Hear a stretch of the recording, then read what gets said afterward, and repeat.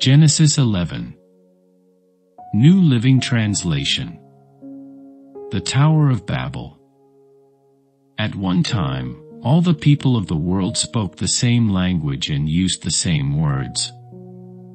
As the people migrated to the east, they found a plain in the land of Babylonia and settled there.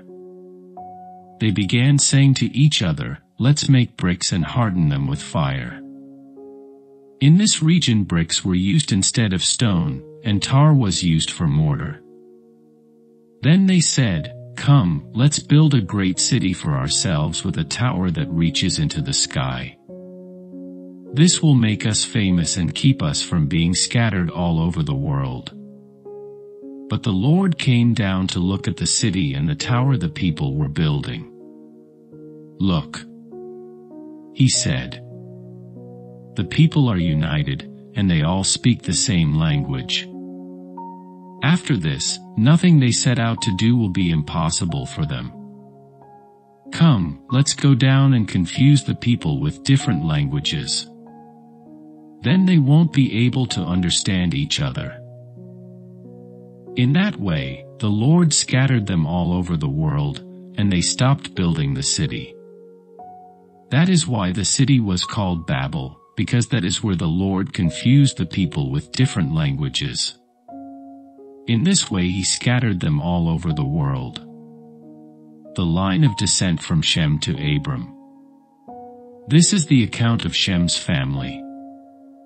2 years after the great flood, when Shem was 100 years old, he became the father of Arphaxad.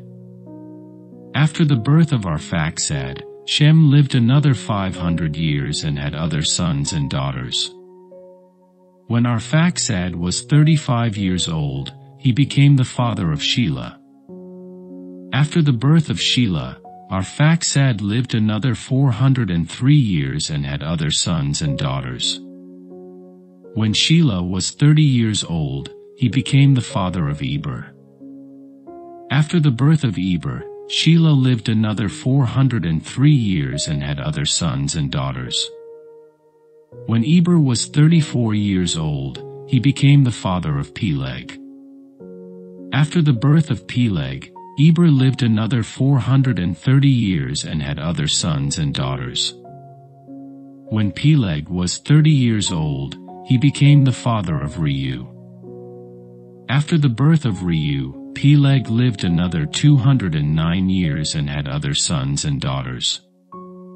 When Reu was 32 years old, he became the father of Serug. After the birth of Serug, Reu lived another 207 years and had other sons and daughters. When Serug was 30 years old, he became the father of Nahor. After the birth of Nahor, Serug lived another 200 years and had other sons and daughters. When Nahor was 29 years old, he became the father of Terah. After the birth of Terah, Nahor lived another 119 years and had other sons and daughters.